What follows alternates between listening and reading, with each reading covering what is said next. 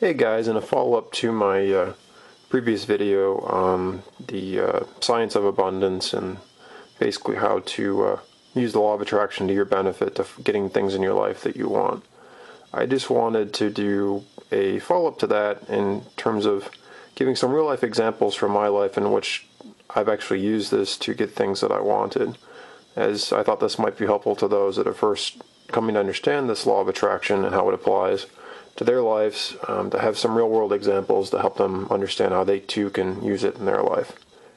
So what you're going to see is, believe it or not, everything in front of you and basically everything that I can think of off the top of my head, I've consciously brought into my life through law of attraction. And I use the word consciously because there are things that I can't think off the top of my head that I would have also used law of attraction to bring in. I just can't think of specific stories to tell you in regards to them. But I guess just to start here, when I spoke about the law of attraction on my abundance video, I mentioned that you can have anything that you want so long as you believe you can have it and that you deserve to have it, and that you will, as long as you believe you can have it, have it. That's a very complicated way of saying accept that you can have something and accept that you're going to receive it, and you'll receive it. So I believe they said in the movie The Secret, ask, believe, and receive. So how does this really play out in the real world? Well, I'm a watch collector and I like to collect watches. So some watches are very hard to come by and they're hard to find. Other watches are reasonably easy to find, but they tend to be marked up and they cost more than I want to spend on them.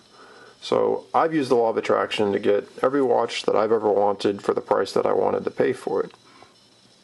And I've used this law of attraction for many things outside of watches, but just since I do the majority of my videos on watches, I figured this would be a good place to start. This law works for everything. As I've mentioned in my previous video, you can find your dream car using this, you can find your dream house using this. But just a couple of examples here. On the far left, you'll see an Invicta Cooler, which retail, they say these things are over $1,000. I've never seen one sell anywhere near that much. But they do consistently sell for about $150 to $300. I've wanted an Invicta Cooler for a very long time, and yes, I could go to the mall anytime I want and I could have bought one. But I didn't want to pay retail for one of these, and I didn't want to pay wholesale for one of these either. I said that I wanted an Invicta Cooler and I wanted to pay under $100 for it. And you know, the first couple times I looked at websites, every single website I saw, I think the cheapest one I saw was about $140. And it was a cheaper style, and it wasn't one that I particularly found appealing. And I just decided that, you know what, I'm going to find an Invicta Cooler, and I'm going to spend $100 for it or less, and it's going to be the exact one that I want. So what did I do? I went on the internet every single day, and I was Google searching Invicta Coolers. I was deciding what styles I wanted, and I was checking 5 or 6 different websites a day, looking for one that I wanted, that I liked, and the price that I agreed to pay for it. And I did this for a good 3 or 4 months, I want to say, on and off.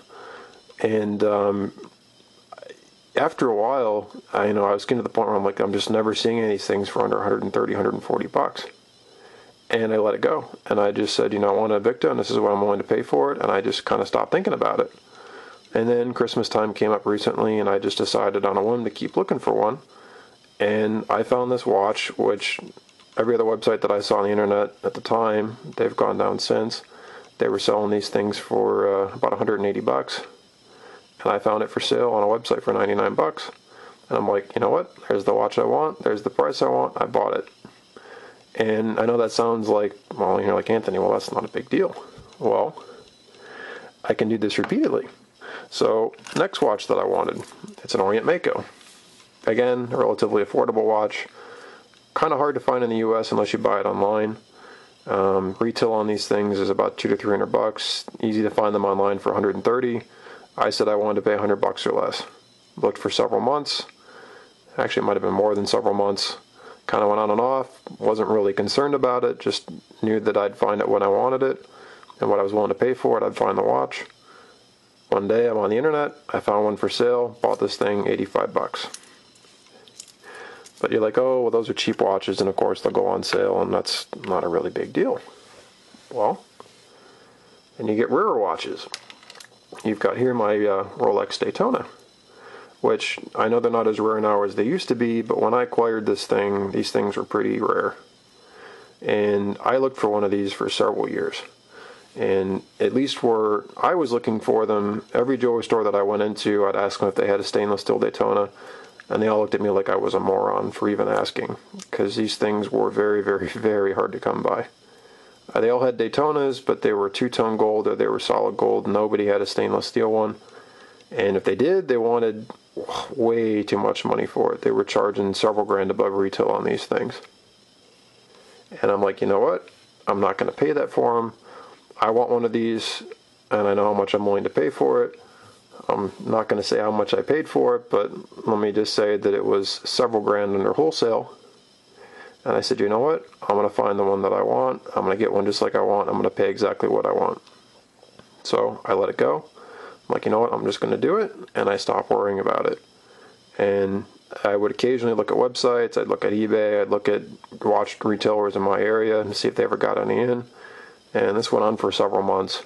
And I was on, I want to say, a website one day looking for a different watch. And I saw this Daytona come on. And it was for sale for the exact price that I said that I wanted to pay for the Daytona. Which you have to understand at the time, this was the only watch that I could find on any website, including eBay and any private and public sellers listed on the internet, for this price. Every watch for sale at the time was at least $1,000 more than they wanted for this watch. And part of the reason this watch was cheap is it needed to be serviced. Anyway, I bought the watch, and I bought it for exactly what I wanted to pay for it. It had some things I had to get fixed on it, but it was actually purchased with a warranty, so I basically had it repaired for no cost. And I've had the watch for about 2 years now, and I bought this watch now for several grand less than I could sell it for now. And I have never since the day that I bought this watch seen another Daytona sell on the market for within $1,000 of what I paid for this watch. They've all been at least $1 grand more than I paid for this watch. And like I said, I paid exactly what I wanted to pay for it. Just the way it works. The clock above it. This is an old vintage General Electric alarm clock. I might put up a video on this at some point. I know there might be some people out there interested in seeing it. It does run, by the way. It runs very well. It's an electric clock. I had been in an auction. No, it wasn't an auction. It was an antique show. That's what it was. Several years back. Saw an old General Electric clock that I really, really liked. Didn't buy it, and I was kicking myself over it. Really wanted to buy one. And the part that I live in the country that I live in, antiques are really hard to find. If they are, nothing like this ever seems to ever come up. And I was kicking myself all the time, saying I really wish I would have bought, that old alarm clock.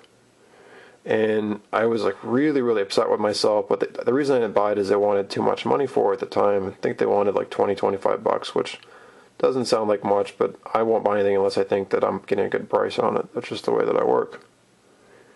And anyway, about a year or so later, I walked in on an estate sale. I found this clock, which was just like it. I picked this clock up for $5. So I found the exact same clock that I wanted. It's in better shape, it works, and I got it for $5 versus $20 at the auction 2 years earlier. And I know that the tendency in these things is to say, well, this just sounds like coincidence, or you just got lucky. Yeah, an individual circumstance like that sounds like, oh, it's just a thing where you got lucky or it's a coincidence. But here's the thing. This stuff happens all the time. I could show you everything in my room and point out every single thing and say, yep, I knew that I wanted it, I knew what I wanted to pay for it, and I bought it. That's the way that everything in my life, for the most part, that I can think of, cognitively happened. And like I said, the stuff that I can't recall the story to is only because I wasn't aware of what was working when I got it. Even my car. I looked for one of my cars for 3 months, was looking for it, knew exactly what I wanted to pay for it. One day, I stumbled upon it and paid exactly what I wanted to pay for it. Got a great car with low miles, really rare car. Stuff like that happens to me all the time, and it's going to happen to you too. So what is the takeaway from this experience? Pretty simple. Decide what you want, decide that you can have it, and then let it go and know that you can have it. And that's exactly what I did. You know, I decided that I wanted an Invicta Cooler, and I decided that I didn't want to pay $160, $180, or $300 for it. I wanted to pay $100 for it. And I was patient, and I said, you know what, I'm going to get it, and I'm going to pay exactly what I want to pay for it, and I let it go, and I didn't worry about it. And sure enough, I found it, you know, my Daytona. I looked for one for a while. Everybody's telling me, oh, we can't have one, or you can't get one, or we'll sell you one, we want a $5,000 premium on it, or whatever. And I'm like, no, I want the watch, and I'm going to pay this much money for it. And I was like, I wasn't worried about it. I just knew that I'd find it, and I searched whenever I felt like it, if I was in the mood, and sure enough, I found the exact watch that I wanted for the exact amount of money that I wanted, and I've not seen a single one sell for close to it since I bought mine. So, I hope you find this video helpful. I really hope that you can grasp the thread in this of what exactly it is that I'm getting at, because I do think that if you can really understand what it is that I'm telling you here, that you will see drastic changes in your life for the better. And here's the thing, I talk about the Rolex Daytona in this, which is, to me, one of my holy grail purchases. I mean, it was on my bucket list for watches for a very long time. But this applies to every luxury watch and non-luxury watch you've seen posted on my blog as well. And yeah, I've talked about its applications to houses and cars too, but just some other watch stuff. Every single watch you see on there, I bought at the exact price that I said that I wanted to pay for it. And I know that sounds kind of silly, but it's the truth. And it's not like the prices that I paid were the going rate for some of these watches. You know, my Rolex President, or the Date 8, you'll see on some of my other videos, I bought that watch, again, for several $1,000s less than I would have had been expected to pay. I mean, I think that watch, I gotta remember exactly, but I wanted a President Day Date for a very, very long time. And I bought that watch for like 30 or 40% below, like, even wholesale. I mean, it was ridiculous. I stole that watch. And, well, not literally, but I mean figuratively. I mean, it was absurd what I was able to find that watch for. And it's in great shape, and it runs beautifully. And it's a beautiful vintage piece, and I'm really, really happy with it. And if you watched my first video on the Law of Abundance, you'll understand how I bought my first Rolex. You know, and there's a video that I have on here of an old Datejust that I used to own. I really, really wanted a Datejust, and I just could not stomach having to pay, you know, I think at the time, like over $3,000 for a Datejust. And I looked and I looked and I looked, and I bought that Datejust, I want to say, for like $2,300, which at the time was still a lot of money, but I ended up selling the watch within a year, and the person I sold it to sold the watch on for $3,800. I ended up selling it because I wanted to buy the President, the Daytona. I sold the Datejust and an Omega Speedmaster I have on here, and something else to buy the Daytona. I can't remember, but the point being is that if you decide what you want and how you want to get it, how you want to get it. If you decide exactly what you want and accept that you can have it, you'll have it. So, you want to buy a watch? Decide what kind of watch you want. Decide how much you're willing to pay for it, and then just let it be. And it will find you. You just got to be calm about it, decide what you want, and it's going to show up in your life. You'll know exactly what to do, and you'll know when the right moment is to strike. I wish you all the best in all of your endeavors, and I look forward to putting up other videos on this subject, because I really think that this is something that a lot of people could get great help from. Thank you for watching my videos. I really appreciate it. Please comment, rate, and subscribe, and have a wonderful day.